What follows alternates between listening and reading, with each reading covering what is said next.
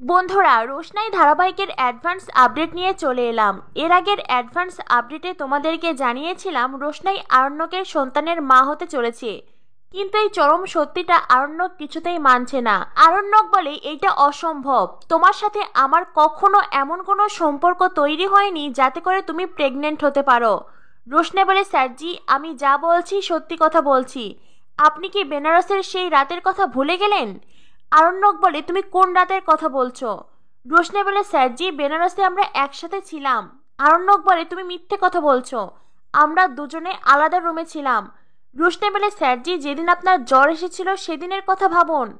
আরণ্যক বলে, ও আচ্ছা, যেদিন আমি অসুস্থ ছিলাম, আমার হোশ ছিল না, তুমি সেই দিনের কথা বলছো। এখন সেই দিনকে তুলে তুমি আমার ওপর মিথ্যে অভিযোগ চাপাচ্ছ, তাই তো?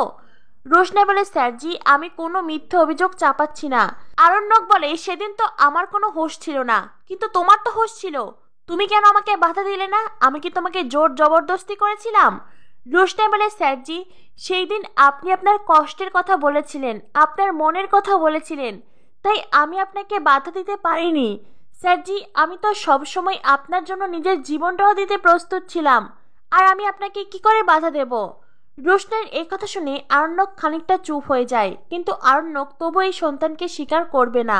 আরণ্যক বলে, আমি মরে যাব তবু এই সন্তানকে স্বীকার করব না, কারণ তুমি মিথ্যে কথা বলছো, ওই আদিত্যের পাপ তুমি আমার ঘাড়ে চাপাতে চাইছো। রোশনাই বলে, ব্যাস স্যারজি ব্যাস, একদম নয়, আমি সারা জীবন আমার অধিকার আমার হক ছেড়ে দিয়েছি, কিন্তু আমার সন্তানের হক আমি ছাড়বো না। আপনি কি ভেবেছেন স্যারজি, আপনি চিৎকার করে অন্য কারো নাম নিলেই সব সত্যি মিথ্যে হয়ে যাবে? স্যারজি একজন মা জানে তার সন্তানের বাবাকে, আর এই মা সেটা জানে। আমার সন্তান জন্মের পরে জানবে তার বাবার নাম কি, আর সেটা আপনার নামই জানবে। আরণ্যক বলে, তুমি কি আমাকে চ্যালেঞ্জ করছো? রোশনাই বলে, স্যারজি আপনি যদি আমাকে চ্যালেঞ্জ করতে পারেন তো আমিও আপনাকে চ্যালেঞ্জ করতে পারি, কারণ আমি যা বলছি ঠিক বলছি, আমি কোনো মিথ্যে কথা বলছি না। স্যারজি আপনি কেন বুঝতে পারছেন না? আমি তো আপনার কাছে টাকা অর্থ সম্পদ কিছু চাইছি না, আমি শুধু আপনার নাম চাইছি, আমার সন্তানের বাবার নাম চাইছি, আর এটা আপনাকে দিতেই হবে। আরণ্যক বলে, রোশনাই তোমার একটুও লজ্জা করছে না তাই না? তুমি একজন আনম্যারিড মেয়ে, আর তুমি এইভাবে নিজের গর্ভে একটা সন্তান ধারণ করে তার দায় আমার উপরে চাপাচ্ছ। রোশনাই তোমার যা ইচ্ছে তুমি তাই করো, যে অভিযোগ করার কথা তুমি সেটা করো, কিন্তু আমি এই সন্তানকে স্বীকার করব না, কারণ এই সন্তান আমার নয়। এরপর দেখানো হয় রোশনাই বড় মা ছোটর সাথে মাধবীলতার বাড়িতে যায় মিনির বিয়ের নিমন্ত্রণ করতে, আর অন্যদিকে আরণ্যকের বাবা রাজা যায় পুলিশের বড় অফিসারের কাছে। আরণ্যকের বাবার সাথে সেই অফিসারের অনেক দিনের সম্পর্ক। অফিসার আরণ্যকের বাবাকে দেখে বলেন, আরে উকিল সাহেব আসুন আসুন, তো এতদিন পর হঠাৎ কি মনে করে? আরণ্যকের বাবা বলেন, একটা জরুরি প্রয়োজনে আপনার এখানে এলাম। আমাদের বাড়ির একজন মেয়ের পিছনে বস্তির একজন ছেলে লেগেছে, অর্থাৎ লালনের নামে নালিশ করতে এসেছে আরণ্যকের বাবা। পুলিশ অফিসারকে আরণ্যকের বাবা বলেন, ওই বস্তির ছেলে আমাদের বাড়ির মেয়েকে বিয়ে করতে চায়। আপনি তো জানেন বস্তির ছেলেরা ঠিক কেমন হয়। অফিসার বলেন, বস্তির ছেলেরা কেমন হয়, কে কাকে বিয়ে করতে চাইছে এইসব নিয়ে আমাদের মাথা ব্যথা নেই, এক্ষেত্রে আমি কি করতে পারি সেটা বলুন। আরণ্যকের বাবা বলেন, আপনি ওই ছেলেটিকে একটু ধমক দেবেন, ওকে এমন ভয় দেখাবেন যাতে করে ওই এই বিয়েটা ক্যান্সেল করে দেয়। অফিসার বলেন, কিন্তু আপনি নিজেই তো বিয়েটা ক্যান্সেল করে দিতে পারেন, এখানে আমাকে যেতে হবে কেন?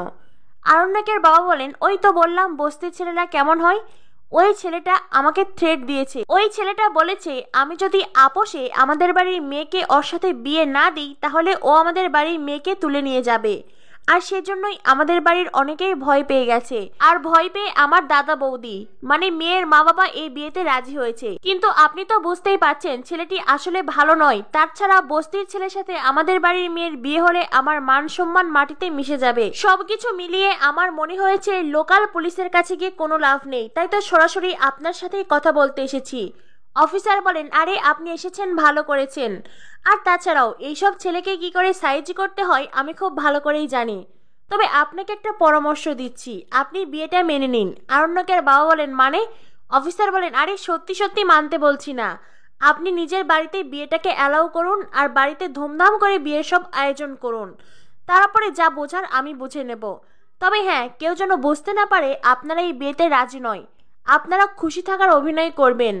আরণ্যকের বাবা বলেন, ঠিক আছে, আপনার পরামর্শ অনুযায়ী আমি কাজ করব, কিন্তু আপনি দেখবেন অফিসার বলেন, আরে আপনি কোনো চিন্তা করবেন না, আমি তো আছি, আমি কথা দিচ্ছি এই বিয়ে হবে না। আরণ্যকের বাবা লালনের নামে এমন বাজে বাজে সব কথা বলল যে কথাগুলো লালন বলেনি। লালনের নামে মিথ্যে কথা বলে অফিসারকে লালনের পিছে লেলিয়ে দিলেন। তো বন্ধুরা, কি হতে চলেছে রোশনাই ধারাবাহিকে পরবর্তী অ্যাডভান্স আপডেট পেতে আমাদের সাথেই থেকো। ধন্যবাদ সবাইকে।